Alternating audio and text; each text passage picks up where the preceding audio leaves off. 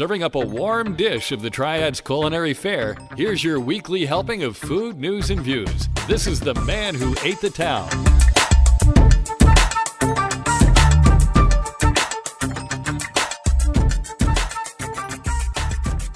Hey folks, and welcome to episode 99. 99! One more to go. One more to go for the big one. We start adding zeros to things. This is for the week of February 11 through 17, 2019. And again, this is the Man Who Ate the Town podcast. Yes. I think I got it thrown off there. My name is Tim B. And my name is Ray Morgan. And we are now opening the recipe box. We are recording this episode of The Man Who Ate the Town at the lab at Industry Hill, a repurposed building on North Chestnut Street in the old warehouse district of downtown Winston-Salem, what we now call Industry Hill. Our building houses a custom furniture company, a cool upholsterer that creates things that you'll see all over town, a manufacturer of fine cloth and denim totes, purses, and bags, and a musical creation station. And the Man Who Ate the Town. And the Man Who Ate the Town. And the Less Desirables. And Apartment 5B. And Fan Interference. And the Beer Dad. And. Such and such media. We also in the area, we have restaurants, chocolatiers, breweries, which we'll talk about in a minute, entertainment complexes, a high-end stereo shop coming, and more. Find out more by visiting industryhill.com. Check them out on Facebook and Instagram as well. It's where the cool kids hang out. This is true, because we're cool kids. Yeah, very, very cool. Probably the big news this week, speaking of breweries, We like big news. is the announcement of the newest brewery in Winston-Salem called Radar. It will be a brew pub, tap room. It'll also eventually have 5 Airbnb rooms. That's pretty cool. Yeah, so you can reserve your room, drink, and stumble to the same venue. That's great. Is it just me, or do you hear Radar Love playing in the background? Yeah. Dum, bum, bum. Dun, dun, dun. I think Brenda Lee's singing some forgotten song. So, okay, do you like the golden earring or the White Lion version better? Golden Earring. Okay, I'm a White Lion guy. I just think that it's just so powerful. It's a cool song. It is, either way. Brenda Lee is coming on strong. What was I going to say? Oh, there's a couple things that are exciting to me about this. It's within walking distance of our studio, if you're brave enough to do that at night. And they will have more than just IPAs on their beer menu. Good. As well as some ciders and wine. The owners all like maltier Belgian-style beers, so that's good news for us who aren't the biggest fan of hoppier styles. I'm not an IPA fan, personally. I'm just not. Yeah. I've tried them. Doesn't do much for me. I can drink them. I do enjoy some. But if I have my preference, it will not be an IPA. No. Stout, porter, yeah. Yeah, the darker, maltier Yep. beverages, yeah. I'm good. So, one that caters to us. We'll just say it. Yeah. They're starting this entire brewery to cater to us. Ray and Tim. That's right. We should just call it the Man Who Ate the Town Brewery. That would be a much, much better name. Much catchier than Radar. Well, I think the thing with Radar was they want to discover new things because of radar does what discover. pops up on your radar. Yeah. All right, well, say it backwards. Radar. There you go. Palindrome. They're going to be on the corner of 9th and Chestnut. If you're going on Liberty towards the Winston Cup Museum, you'll see the sign that says Robert Hall. Yeah. It's in the barrel-roofed part of that building in the back. Okay. I know what you're talking. Yeah. So It's I don't close. very close. I don't have right under what they say the shadow of the water tower. Yes. So, yes, I look forward to it. Hopefully never the falling tower of the falling shadow of the water tower. Yes. Social Southern Kitchen and Cocktails, which opened last year at the Village at Robin Hood Shopping Center. Mm-hmm. Apparently, that's been going pretty well, and they're now getting ready to open Stoked a pub with a wood-fired oven just a few yards away in the space recently vacated by Pincho's Poorhouse. Huh. So Pincho's is gone. Pincho's is gone. Bye-bye. That didn't last long. No. That's sad. From what I can tell, Social is casual but sophisticated, and Stoked will be more casual than even that. The signature dish of the restaurant will be pizza cooked in a wood-fired oven. Makes There will sense. also be burgers, wings, cheesesteak subs, and more. The owners, Erica and Jeff Gibbs, say that ingredients will be the star of the show at Stoked. Let's hope. And Social is located at 5232 Robin Hood Village Drive, and Stoked will be at 5312. So just a few doors down. Cool. The Twin City Kiwanis Club will have its 61st Pancake Jamboree from 6:30 a.m. to 8 p.m. Friday, February the 22nd, on the lower level of the Benton Convention Center. That's at 301 West 5th Street. The event features all-you-can-eat pancakes, sausage, and beverages. Admission is $8 for adults and $4 for children under 13. So And I all guess the money that's going to a good cause. Yes. Proceeds will benefit the club's local youth programs. Yeah. I know you're all over that because I love me some pancakes. Yeah, well, that, and you love that whole aspect, being your involvement with the Shalom Project, Yeah. and charities that do things in the community, not just people saying, hey, give us Yeah, money. not just taking the money and siphoning it off and it goes somewhere else. That it's doing what you expect it to do, what you want it to do. We're both big proponents of buy local, shop local, eat local, support local. I'd rather my money continue to fuel the engine that is my community than it fueling some other community. That's exactly right. I'm stepping down off of the recipe box. Put the recipe box, or we call it the soapbox, over there in the corner where you found it. I'm sorry, I put it in a bag. There it is. Okay. This is the last time we're going to mention this. Okay. But Delicios is going to have 2 seatings for their wine dinner on Valentine's Day, which is this Thursday, for the men that listen to us who have forgotten to do anything for your wives, girlfriends, significant others. You need to call now. Yeah, 336-546-7202, or email delicios@yahoo.com. It's $65 a person, 4 courses, wine with every course. Tell them that the man who ate the town sent you. And be prepared for an exceptional experience. Indeed. All right, well, we're doing a new segment today. Yes, Well, very excited. It's not new, but we're actually going to name. We're going to name it now. It has So- it's a title Yeah, piece. so we're going to talk to Salem Kirby today. Oh, Yes, and she's got something exciting to talk about, which she's a business owner in the food industry.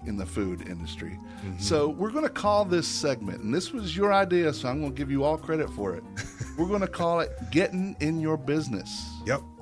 Because that's what we want to do, is we want to have these folks that are in the industry come in and let us get into their business. What's going on for them, both personally and professionally? If you're going to be doing business locally, hey, let's get to know these people.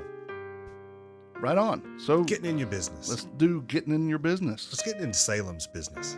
right now. All right, so we have in the studio with us today, Ray, this is the first time we've had a guest since you've been here. It is. I'm excited. And actually, we should have guests the next 2 weeks as well. I'm really looking forward to it. We got a Great. good calendar coming. Yes. So, we have with us the owner, operator, baker, creator, maker of Salem's Biffles. And the first time I saw that, I'm like, oh, did I read that right? And I had to do some research to figure it out. But I want you, Salem, and welcome to our show. Thank you. I want you to explain what a biffle is. So a biffle is a hybrid, a biscuit waffle hybrid. It started out as simply my scratch-made buttermilk biscuit dough cooked on a waffle iron. It's since expanded into a variety of things. I've done some sweets and savories, adding in meats and herbs and cheeses and fruits and chocolate and all kinds of different things. So it's sort of morphed into anything cooked on a waffle iron. So, Well, I have to admit that I was kind of disappointed when you came in and you didn't have a waffle maker. I was like, let's see this stuff in action. But That's two of us now. 'Cause, yeah, I was like, I want to taste a biffle now. a little more warning next time. yeah, absolutely. Yeah. Here's the caveat here. I just asked her this morning if she could be on the show. No pressure. I knew that she had some free time because she's not operating yet because she is going through the obstacle course that is Winston-Salem's health department, or Department of Agriculture, or the health department, or Department of Agriculture, or the health department. You know, or we're still trying to figure out which one. Oh yeah, that's what I mean. Is we're sitting there. What are we doing? But Right. So what you said it basically started off as this, but what started it? What did you do to? What possessed you to put a biscuit on a waffle iron and smash it down? It actually started as a household joke. My best friend, who we refer to as Jimmy in our household, he's a guest at our dinner table, I would say, maybe not as frequently here lately, but used to be 4 or 5 nights a week. And we have 4 girls at home between me and my boyfriend. And so he was always the 7th place. And I was determined there for a while that I was going to learn how to make the perfect buttermilk biscuit. So I went through lots and lots of dough and processes and changing ingredients. And one night he had it. He was hungry. He was tired. He was like, just put the dough on the waffle iron and cook it. And I said, okay, let's try this. We did. It was delicious. And I thought, oh my gosh, I could change breakfast for the kids, you know? If I put some meat and cheese and herbs in it, then we've got breakfast to go easily. And then it sort of just turned into, what can we biffle next? It was always a joke. I'd make macaroni and cheese and the kids would say, biffle it, throw it on the iron, see what happens. So Did you biffle mac and cheese? I did. Does that work? Mac and chiffle, actually. Mac and Yes. It does work. Now, I have found that there are certain things that you biffle that take unreasonable cook times. So it's not something that I could reasonably do for the public, but it can be done. Baked macaroni, or baked spaghetti, I should say, I've done as well. That one was fantastic. On the waffle iron? Yes. Okay. Messy, but it works. I was to say, that would be interesting to messy. see. Yeah. So, are you opening a location, or are you just how is this working? What's the business model? So my plan right now, and this is happening faster than I anticipated. My plan right now Just is like your to invitation to this podcast. Right. Is to have a mobile food unit. Now, what that unit looks like exactly, I don't know yet because I'm in the shopping process. So whether that be a cart, trailer, truck, I'm not sure. I'm searching for the perfect fit at this time. So Okay. Yep. So I like that mobile cooking unit. Yes. Of some type. Of some type. Some way you can be able to set Tricycle. up I don't anywhere. know. Right. Yes. So obviously we're not going to get you to give us your recipe for the perfect buttermilk biscuit, but Sure. I'd say that intrigues me. yeah. Are any of your things available to the public yet? Not currently. Okay. That's on hold right now. Okay, Until and I that's can figure because out of this the- mobile unit. Yes. Okay. I do have to figure out how that is going to work I do have the option of catering in the meantime. I could certainly go that route. I'm really trying to figure out who and what I want to be because of the obstacles I'm going through right now and trying to figure out what my business model is going to look like. So bear with me. I will get you those details eventually. Absolutely. And now that I have you here for this, I hope that we garner some exclusivity whenever this happens. We want you to come to the Man Who Ate the Town to say, hey, this is what I'm doing. Sure. And I want you to tell people. Absolutely. 'Cause I'd be happy to do I that. like being the voice for, as Chef Travis Myers from Willow's Bistro says, I am an advocate for the industry while being a voice for the consumer. Awesome. So, That way, I'm going to tell you if something's not right. I'm going to also tell everybody when something is right. So, I am glad that you're here to talk to us about this, and I want to be your mouthpiece. Awesome. I appreciate that. So, when, like you said, you had some things take longer to cook in the waffle iron, so it might not be as easy. Right. Are there things that you can pre-cook and then put with the biffle? And see, that's the tricky part. That's sort of where this mobile food unit is coming into play. Because if I want to cater, those items have to be cooked before they go on site. So, and I feel like that's really taking away from the quality of the food that I prepare. It's important to me to put my best foot forward and give people the best that I can. Right. And I can't do that if I'm delivering prepared foods. Right. So well, either biscuits or waffles, there's not something, I mean, yes, let go of my ego. You can freeze this stuff, sure, but the quality is not there 6 weeks later. Then it tastes like a crappy. Or even an hour later. Yeah. Even an hour later, right. Yeah. Waffles is you heat it up and you eat it while it's hot. Right. And I do have some toppings that sort of bring it back to life, such as a hot sausage gravy or chicken pot pie filling. Now, those things can bring something back to life, add a little moisture to it, but also reheat it in a sense.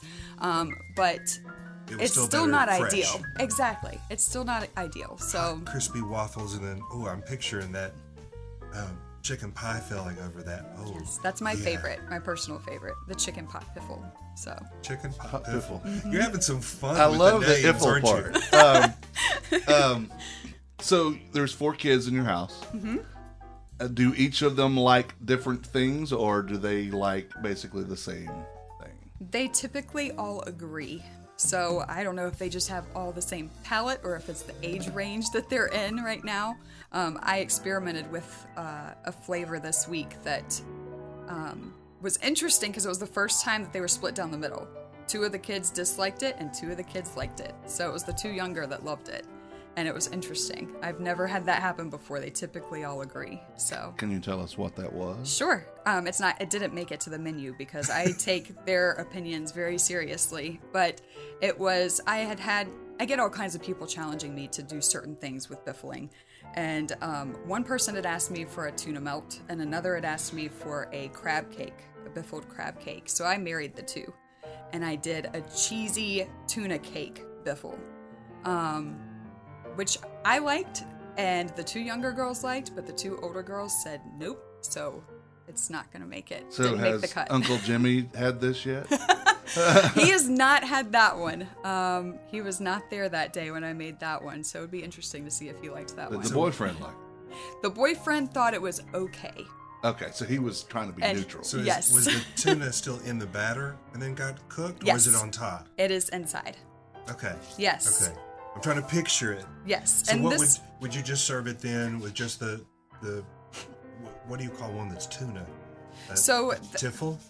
I guess. I didn't even name it. I didn't get that far with it. But I just did some fresh lemon juice squeezed on top. So, and a bed of lettuce. So I imagine you could do a few different things for toppings.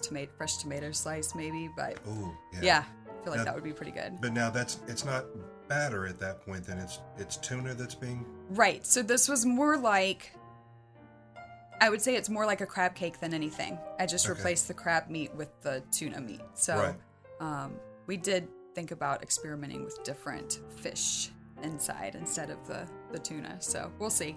It may turn into something one day, but that particular recipe didn't make the cut. So what's your background? Sales. I have no food service history, which is why this has all been very interesting, this whole journey. I do have history in the service industry. I bartended for many years in Winston. So that aspect of things I have experience with. The food service portion of it is totally new to me, so I may have lost my mind temporarily. But I'm learning a lot, and I love learning. So, it's been interesting. What kind of sales were you doing? Automotive. Cool. Yes. So this is definitely take a hard left. Oh yeah, definitely. Yeah, I I had a major surgery in August, and a lot of times that will shift your mindset, I think.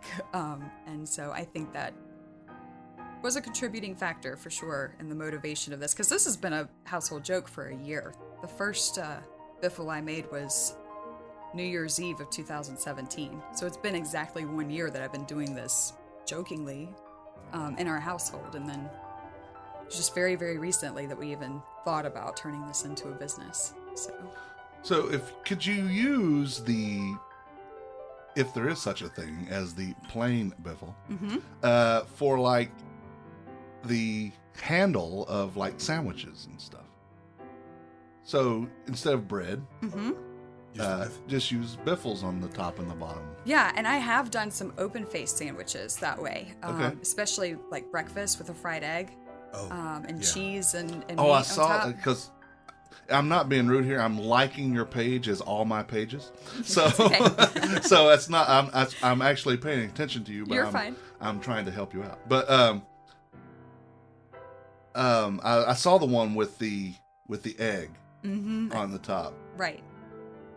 Because I was sitting, I'll be honest with you, whenever I sent that message this morning, I was sitting at Cranky's eating a sausage, egg, and cheese biscuit. Nice. And I was looking at that, I'm like, and their biscuit's great, so don't get me wrong. They are. But I agree. but I'm like, I could go for one of those right now.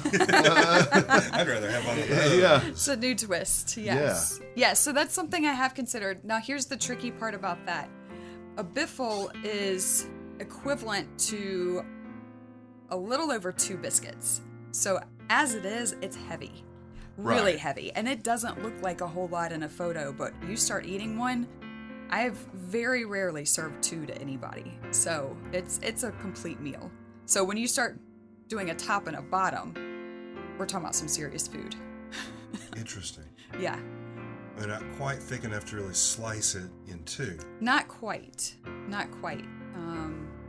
Although I haven't tried that. It'd be interesting to see if that Maybe was if you did possible. like a Belgian waffle maker where it's a deeper. Well, that's what I'm waffle. already using. Well, that is what you're Yes. using. Yes. Okay. I've experimented with standard and What's those and- the little cake slicer things that have like the little feet and the wire across it, and you can just go through to cut the cakes in half? I know what you're talking about. Yeah. That might be might work. Yeah, that might be something to Or look a into. bagel slicer. Or yeah. I have tried though, and it's not on the page currently. It's something that I tried in the past year, a stuffed biffle where I did like the parts of a cheeseburger. I did 2 different layers of it. So I put the biscuit dough down, then put the ground beef, cheese, pickle, ketchup, mustard, and then another layer of biscuit on top, and just sort of cooked it all together. Oh, Now that works. It is labor intensive though, and I have to think about what is going to work when I have A people crowd. in line. Well, exactly. you'd probably so. have to lower the portion of it. You know, Sure. Because really, I mean, yes, the food is important, but some of it is the novelty of it. Sure. So I think getting it would be the priority. Sure. Here, I'm going to read this to you, Ray. See what you think of it. A poblano biffle toppled with house-made Texas Pete chicken dip and drizzled with sriracha ranch sauce. That's the Okay. buffalo biffle. see, this is why we said we're disappointed that you didn't bring these in. I'm hearing that and I'm salivating. I'm thinking I would love to taste that. Sour that's a cream, good one. cilantro, poblano, chorizo, and queso. The Mexican biffle. So, And something see, like I the- get to see these pictures. like the cheeseburger that you're describing. Is that one that takes longer to cook? It takes longer to prepare. I wouldn't say the cook time is exactly the same, but I've got to layer all of the layers onto the iron before I close it. Right. Whereas with like the poblano biffle, for example, the poblano's already in the dough. I'm prepping the dough with those items in it. So that's a lot simpler. But How could do many- an open-faced cheeseburger though. That might be cool. Yeah. Yeah. How many items do you see being on the menu when you do get a chance to be open? That's the hard part because I have like 4 ideas a week where I'm like, I think I've exhausted all of my options, and then another and idea. then I think of something, or one of the kids goes, "Ooh, Pop-Tart biffle." I'm like, "Oh man, I got to do a Pop-Tart biffle." Well, that's what we call specials. Right, exactly. So I've got to figure out those core items, which will probably be in the range of 4 to 6 items, I think, and then have some rotating seasonal things. I've experimented with, vegan options, which I did a pumpkin biffle, which would be great Nice. for, the fall. Yeah. And so those could be on a rotating basis, and based on popularity, we'll just kind of see what works, what people like. So your core, would it be so many sweet and so many savory, or just... For sure.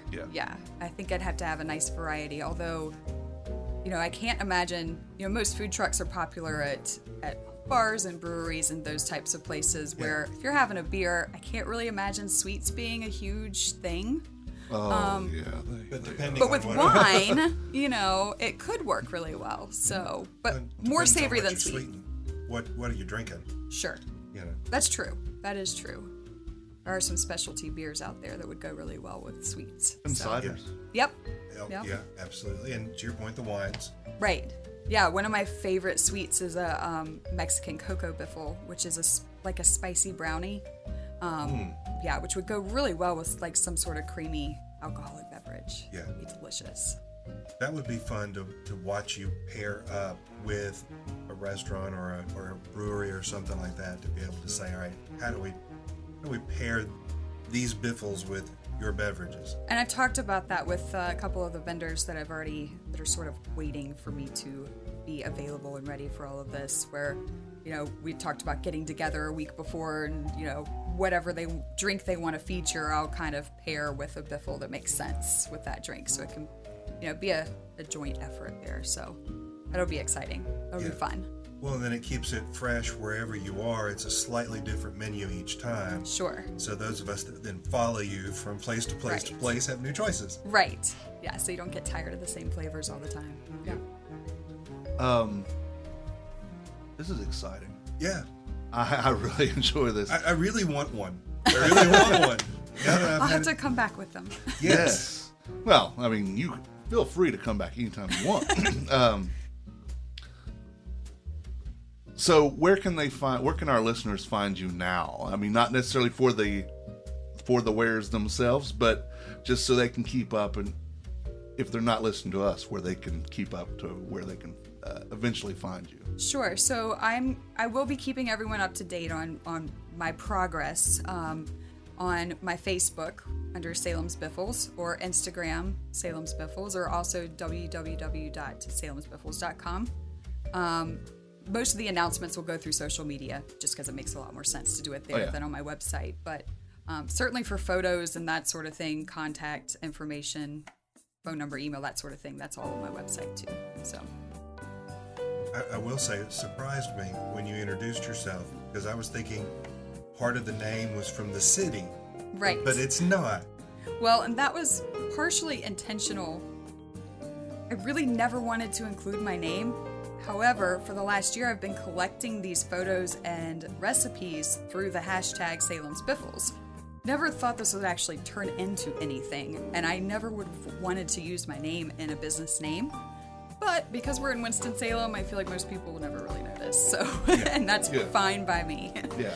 I like it that way. So. It already gained too much of a life of its own to Sure. not It was continue. hard to backpedal, and I really thought about it for several weeks, trying to come up with something clever, and nothing came to me. I was like, just keep Salem's Biffles. It's simple enough.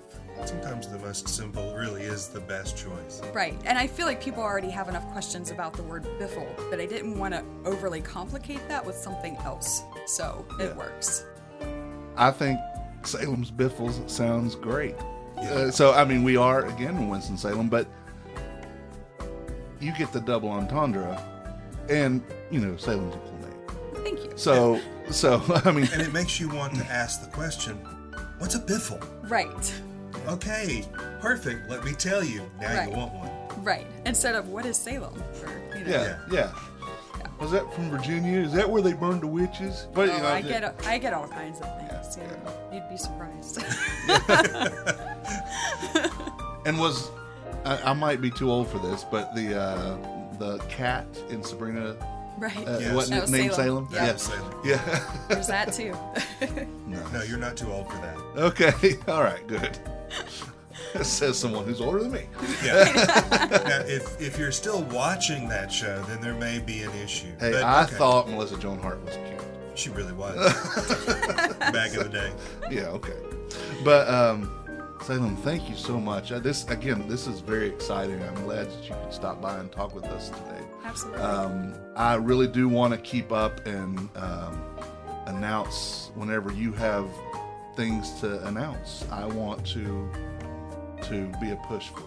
Sounds good. I'll keep you in the loop. So yeah, absolutely. Anytime there's anything that needs to be known, just send it to me, and I'll either put out a social media post about it, or I'll post it on the blog, or we'll talk about it here. Awesome. Thank you. So- I think once you get up and going, folks are going to want to follow. They're going to want to know where you are going to be, Hope we so. can catch up with you again. Awesome. So thank you very much. Thank you. Again, we want to thank Salem Kirby for coming by with Salem's Biffles. Yes. Hopefully next time she shows up, she brings some Samples. some samples. Samples. Does she not understand how? Oh man, she got us revved up. I'm excited to taste it. Oh yes. So it's now time for the let's see how stupid we can make a day that nobody else cares about kind of day. Oh, what new heights to which can we ascend? So today, the 11th, is there are two holidays. One I'm really for, and the other I don't care about. This goes in our how dumb a day do you need? And this goes, so first of all, it's National Peppermint Patty Day. Oh wow! I am a fan of peppermint patties, Especially the ones York. from York. Yeah, when you bite into a York peppermint patty, and I feel like I'm skiing in the Aspens or something. Yeah. I need to be in that commercial. The other is Don't Cry Over Spilled Milk Day. No, you made that up. No, I didn't. I could make up a whole lot of other shit, but that's You not wouldn't one have come of up with that. right. Don't cry over spilled milk day. Yeah. Wow. I needed that day when I was like 12. I walked into my grandparents' house. I was carrying groceries in, and I was being really smart. I was carrying the gallon of milk on my open hand. Not with the handle, but just had it sitting on my hand. I was showing off that I could balance it until I got in the kitchen and it fell and a gallon of milk all over the kitchen floor. Did you cry? After you my got- grandfather whipped me for it, yes. After you beat your ass, yeah. And after I had to clean up all of the milk off the floor. Yeah. In 1752, on the 11th, the first hospital in America opened in Philadelphia, Pennsylvania. Now that's an interesting stat. Yes, There's a day we had a first hospital. it is. Happy birthday to hospitals in the United States. You know, Without we that needed a first, few they of would have those. been none other. We needed a few. I don't know that we need as many as they have now. Yeah, I want to know if Forsyth or Novant and Baptist keep growing, for long we're not even going to be Winston-Salem. We're just going to be Hospital, North Carolina. Yes. Just Yes. bring- Well, I mean, the whole Ardmore neighborhood is shrinking because of their expanding footprint. It's kind of scary. And the good news about that, The though, hospital that ate the neighborhood. and not people. And not people, just the buildings. The good thing about Ardmore, though, is they rarely have power outages Yeah, because because they're between two hospitals. Yeah. Okay, this one's kind of gross. I'd rather go back to the spilled milk, really. But in 2009, and I have no verification that this ever actually happened, but India's largest Hindu nationalist group announced they are developing a soft drink called Gal Jal, okay. made from cow urine and flavored with herbs. Oh, why? After Why? testing, they said in 2009 on the 11th, after testing, it should be ready for sale within a few months. In India, cow urine is believed by many to have healing properties. It's cow piss. Yeah. It's cow piss. And now there's some beers that I've tasted that were like that. Yes. Usually they have light, Bud, or Coors on it. Exactly. Those are the ones. Yeah, yes. But to intentionally actually bottle cow piss and then sell it. Well, they flavor it with herbs. Well, you'd have to flavor it with something. What? Whose palate is so messed up that they're going, urine? Yeah, that tastes good. Well, as you know, come on, they have kombucha, and you know, I haven't had that yet. In I have tried it, and what I tried wasn't bad, but I don't see people just going out and getting stupid over kombucha. Ooh, I gotta have some of that because it's fermented tea leaves. Oh, well, I mean, okay. it's drained through, but it's basically just fermented tea. And okay, well, no, I don't want it. No thanks. No thanks. But that being said, way to go, up dog. Yeah. On the 12th, it's National Plum Pudding Day. Much better than cow urine day. That's true. In 1809, on the 12th, Charles Darwin was born, English naturalist who developed the theory of evolution. Interesting. I believe he's not, I used to look forward to the Darwin Awards because it meant that we were weeding out those who just shouldn't be here. Should be out But of the gene pool. natural selection, we have, because of all regulations that we put on things, we have pretty much stopped natural selection from doing its job. Yeah. I Some mean, of those if- Darwin Awards, though, were If you just have classic. to tell people to take the shirt off before you leave, that means that someone did that. Yeah. And do not sleep with the curling iron in your hair. It's so true. Somebody somewhere was stupid. It's like, you can't even enjoy, I mean, it doesn't take away from the enjoyment, but if you're watching TV commercials like cars and stuff, and they're doing funky things which no human would actually believe it was doing it, but it says, do not try this is not real. Why do you have to tell us that? Because people are stupid. That's stupid, yeah. I'm sorry, natural selection. I hate that we have robbed you of your gift. The 12th in 1976, the popular food coloring red dye number 2 was banned by the FDA because studies had shown it might cause cancer. Red M&Ms disappeared for 11 years because of that ban. It was a sad day. Yes. But they're back. So are they red dye number 3 now? I don't know. I don't know what they're using. In 2000, on the 12th, Charles Schultz died. Oh, man. That really was a sad day. The creator of Peanuts. Now, 2/13 is a day I can get behind as well. It's National Tortellini Day. Oh, yes. I'm behind that. Better than even the plum pudding. Oh, yeah. You can get that at Delicios. Oh, and can we get it on Valentine's Day? Is that part of their menu for Valentine's Day? I don't know. I haven't seen their menu for the Valentine's Day. I just know it's 2 seatings. And they do serve tortellini. They do. Good ones. On the 13th in 1933, the House of Commons defeated a bill that would have prohibited the sale of alcohol in the United Kingdom. Very good for them. So they didn't do the stupid prohibition that we did that was so remarkably successful. Yes. And in 2000, the day after Charles Schulz died, the last original Peanuts comic strip is published. On the 14th, it's Valentine's Day, one of the busiest days of the year for restaurants. Happy VD! And yes, I have to say, I hate Valentine's Day. To me, every day is Valentine's Day. When you're with the one you love. And I believe that she would also agree that I try to make it Valentine's Day every day.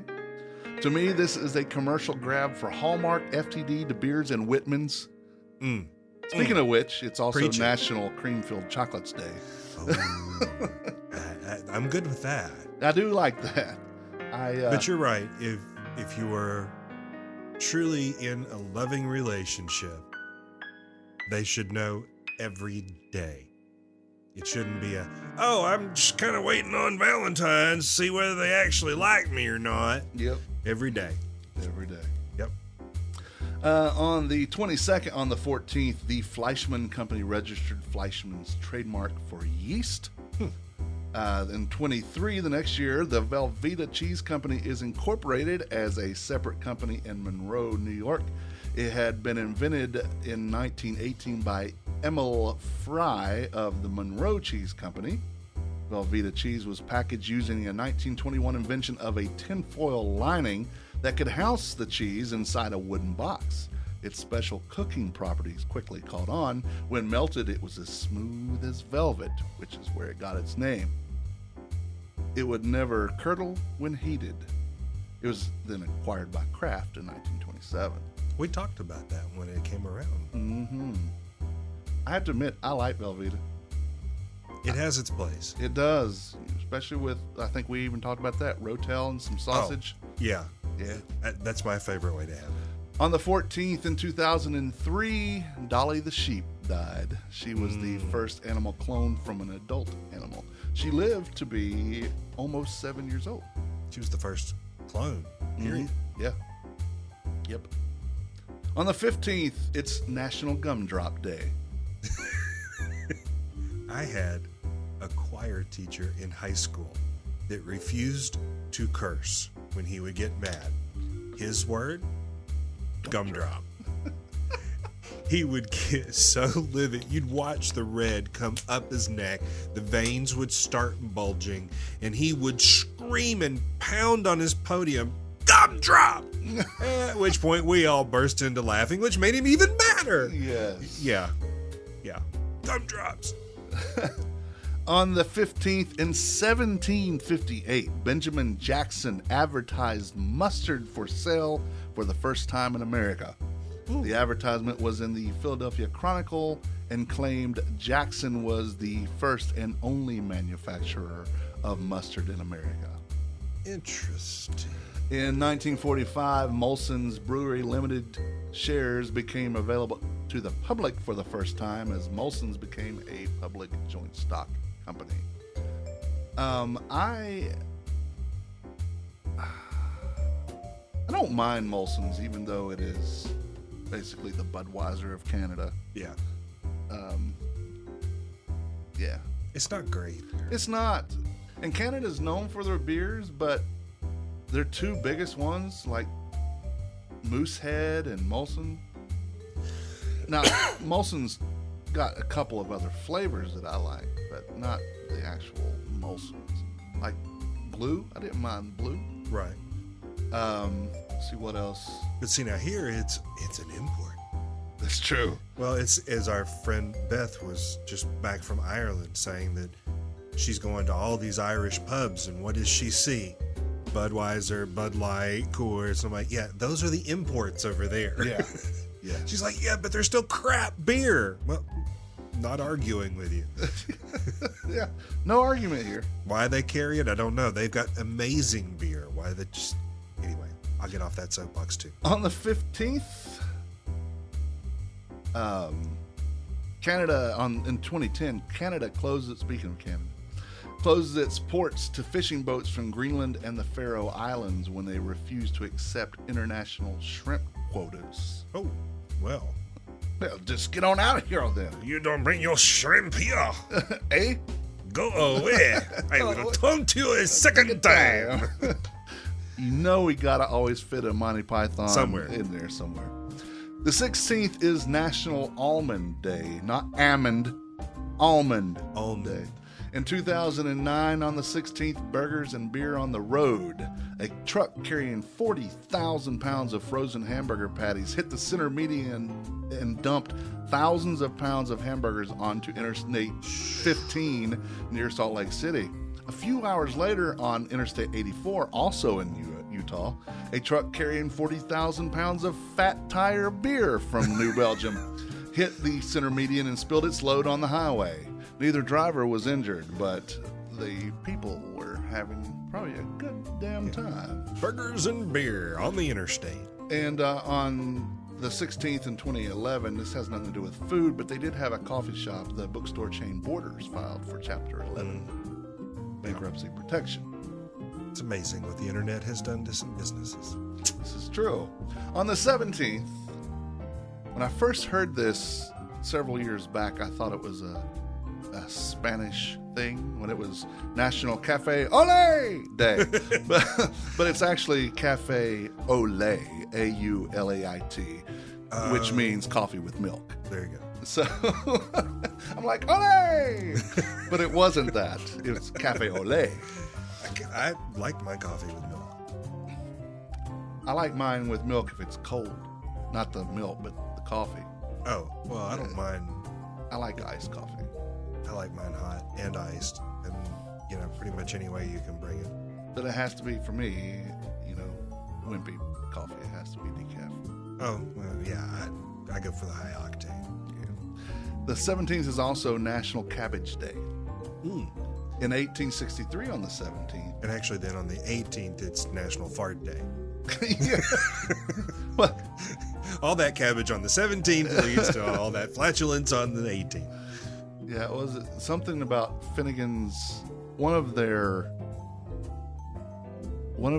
T-shirts from their St. Patrick's Day, I don't remember which one, had something about pull my finger, I just had cabbage, corned beef and cabbage. On the 17th in 1863, the International Red Cross was founded in Geneva. Great organization. In 2002, on the 17th, new regulations go into effect that require German pig farmers to spend at least 20 seconds each day with each pig. 10 seconds in the morning and 10 seconds in the afternoon. Hello, Piggy. I love you so very much. You're beautiful. Hello, Piggy. I love you so much. You're very beautiful. Guten Tag, Piggy. You most beautiful Piggy.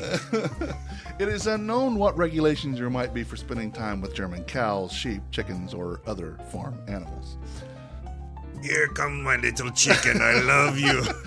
I want to pet my chicken. Buck, little chicken, buck. He's petting his farm animals. Is that what we call it now? I'm sorry. That's not a soapbox, and I'm on this stuff. No, it's the laughing gas. Yes. We'll So do that. that's all the food holidays and history for this week. James Ehler, thank you for Thanks, our laughs. Dave. Yes. Or several. Doesn't take much. No. The Man Who Went to Town podcast is part of the Less Desirables Podcast Network. Along with the podcast, you can listen to the Less Desirables, Beer Dads, Fan Interference, and Apartment 5B. And you should. You should. You can find all these podcasts and their latest episodes on our network website and directory, tldpodnetwork.com. And we'd greatly appreciate if you visit our sponsors. Again, Delicios. They're 301 Brookstown Avenue, the go-to Italian restaurant, especially for Valentine's Day, but you have to have reservations. Call them ahead of time. Now. Call them now. Don't Yep. wait. Or you'll be standing outside watching the people enjoy a really good meal while you're hungry. And Maria teased me with something either this morning or yesterday morning that she might have some exciting restaurant news for me, but she can't tell me what that is yet. But I get first dibs. Nice. Looking forward to finding out. That's going to be good. Yes. So they're open now 11 a.m. to 9 p.m. Monday through Thursday and 11 a.m. to 10 p.m. on Fridays and Saturdays. Check them out on Instagram, Facebook, and their website, delicios.com. And in the dining room. Just check them out right there. Just show up, Just walk in. Yeah, because they don't take reservations except for their dinners. For Valentine. Well, that's special. For their special dinners, so they can know what to have for those. But any other time, just walk in, get your little buzzer, and you can walk around. Especially if it's warmer, you can walk around to the boutiques that are there. You can... Some really cool shops in that same building there, yeah. That's right.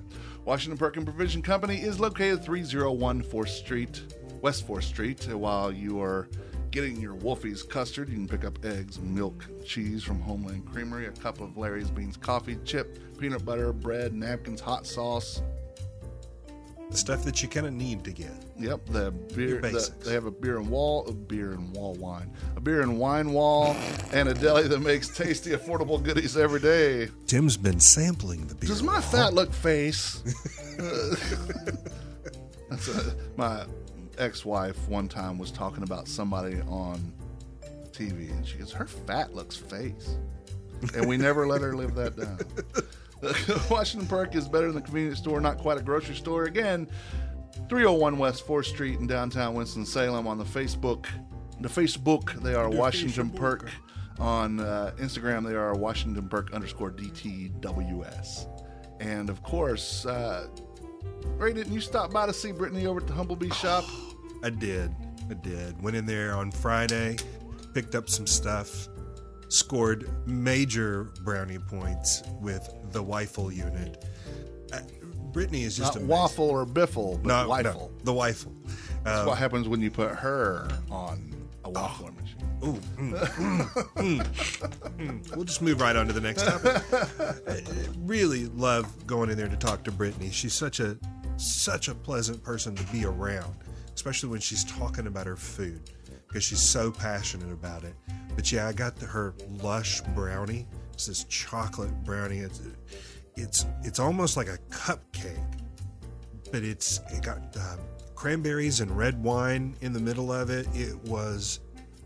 Lush is the right word. It was amazing. And then she was telling me her most popular item are the black bean brownies. I said, all right, I gotta have one of those. She said, you know that part when you cook a brownie, that part that's in the middle that doesn't quite get done, it's a little bit fudgy? The whole brownie is like that. And because it's made with black beans, it's got protein. So it's a little indulgent, yes, but hey, you're getting your protein at the same time. Amazing food, just amazing food. You should go by, say hi to Brittany. You're going to want to talk to her. Let her tell you about what she's made for that day. I'd missed the macaroons because she'd already sold out of the morning, and the afternoon's run was still being made.